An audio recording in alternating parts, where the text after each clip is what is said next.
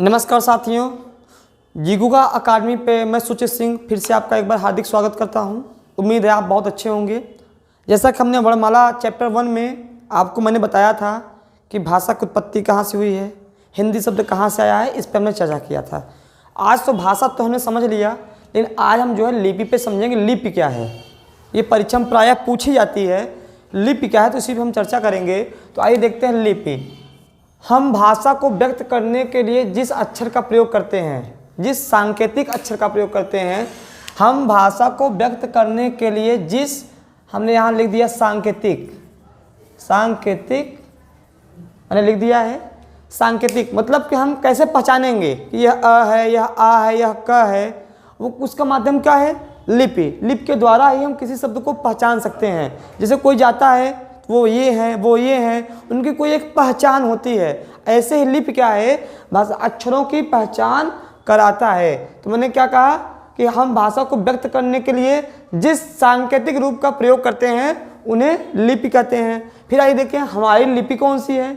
हमारे हिंदी की लिपि जो है देवनागरी है। जब भी एग्जाम में पूछा जाएगा कि हिंदी की लिपि कौन सी है तो आपको देवनागरी ही लगा के आना है। चलिए आगे देखते हैं। ये तो आपका सिंपल प्रश्न है, बहुत सिंपल प्रश्न है। ये सबको अमूमन आता है कि हिंदी की लिपि क्या है, देवनागरी है। लेकिन ध्यान दीजिए, क्या देवनागरी लिपि और किसी भाषा की हो सकती है?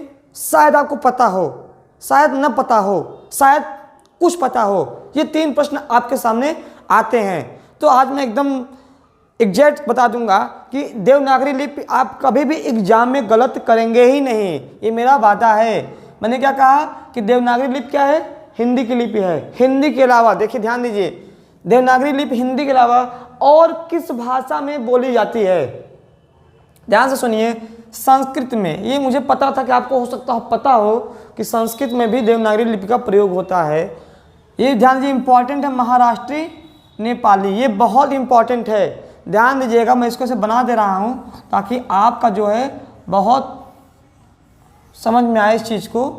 ये हमारा क्या है, अब आपसे पूछेगा कि लिपि देवनागरी हिंदी की है। अगर एग्जाम में पूछ लिया कि देवनागरी लिपि और किसकी है, वहाँ पे हिंदी विकल्प में ही नहीं देगा, तो आप क्या करेंगे? तो आपको समझना चाहिए संस्कृत, महाराष्ट्री और नेपाली, हिंदी के अलावा ये 3 भाषाएं और हैं जो देवनागरी लिपि में बोली जाती हैं।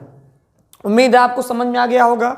अब आते हैं देवनागरी लिपि की उत्पत्ति या उद्भव कहाँ से हुआ है।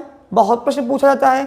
आपका देवनागरी जो है यह ब्राह्मी लिपि से निकली है। जब भी पूछेगा देवनागरी लिपि किस लिपि से निकली है, तो यह ब्राह्मी लिपि से निकली है, आपको पता चल गया होगा। अब आते हैं जहाँ से हम सभी हिंदी की शुरुआत करते हैं। अमूमन प्राय जितने भी टीचर हैं सीधे वर्णमाला से ही शुरुआत करते हैं, लेकिन हम आपको इसके पीछे ले गए जहाँ से 1-2 प्रश्न बनते ही बनते हैं। अब आपका, मुझे उम्मीद है आप हमारा वीडियो देखेंगे तो आपका प्रश्न गलत नहीं होगा। अब आते हैं वर्णमाला पे। मैंने एक चीज़ और बताई थी, भाषा की सबसे छोटी इकाई वर्ण या अक्षर है। इस पे बिल्कुल डाउट मत होइएगा, वर्ण या अक्षर। या फिर भाषा की सबसे बड़ी इकाई अगर पूछेगा तो वाक्य। मैंने कहा सबसे छोटी इकाई शब्द, सबसे छोटी इकाई वर्ण या अक्षर है और सबसे बड़ी इकाई वाक्य कहलाता है। आपको पता हो गया होगा। अब आते हैं वर्णमाला किसे कहते हैं। वर्णों के क्रमबद्ध, व्यवस्थित, कहीं कहीं हम सुव्यवस्थित देखते हैं, उपसर्ग लगा देते हैं, मतलब एक ही हुआ। वर्णों के क्रमबद्ध व्यवस्थित समूह को हम वर्णमाला कहते हैं। मतलब व्यवस्थित, अब देखिए क्रमबद्ध दिया है। क्रमबद्ध मतलब यह है कि स्वर में स्वर होना चाहिए और व्यंजन में व्यंजन होना चाहिए। जैसे हम लिखते हैं अ, आ, ई, ये हम स्वर पढ़ते हैं, ऐसा नहीं पढ़ते हैं अ, री, ए, ओ, ऐसे नहीं पढ़ते हैं। कैसे पढ़ते हैं? अ, आ, ई, उ, ये आपका क्रमबद्ध है। अब व्यवस्थित मतलब यह है जैसे जो 11 स्वर हैं, स्वर में स्वर ही रहें और व्यंजन में व्यंजन ही रहें, इसी को हम क्या कहते हैं? व्यवस्थित। क्या कहते हैं? वर्णमाला कहते हैं। इनकी संख्या पे ध्यान देते हैं।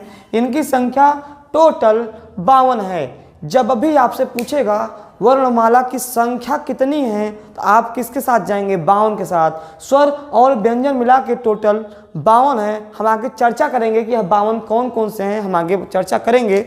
अब देखिए वर्णमाला को कितने भागों में बांटा गया है? ये बहुत फंसाने वाला प्रश्न है। अगर जब भी पूछेगा, यहाँ पे समझ लेते हैं, वर्णमाला को हम 2 भागों में बांटते हैं, स्वर और व्यंजन। वर्णमाला को कितने भागों में बांटते हैं? स्वर और व्यंजन। तो स्वर की संख्या हिंदी में जो लोग 13 लगा के आते हैं एकदम भूल जाइए, 11 एग्जैक्ट सही है।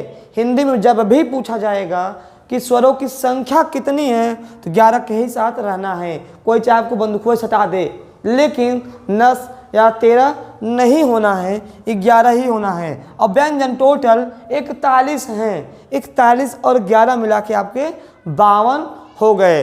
अब ध्यान दीजिए 2 चीज़ें, जब भी आपसे पूछे वर्णमाला की संख्या कितनी है तो 52 के साथ जाइएगा। लेकिन जब भाग पूछेगा कि वर्णमाला को कितने भागों में बांटा गया है, तब आप कहेंगे 2 भागों में कौन कौन से स्वर और व्यंजन। स्वर की संख्या 11 है और व्यंजन की संख्या 41 है, यही दोनों मिला करके 52 हो गए। तो हम लोगों ने लिपि के विषय में जाना, देवनागरी लिपि बताया, वर्णमाला के विषय में जाना, और जो है आपका इतने वर्णमाला कितने होते हैं इस पे चर्चा किया।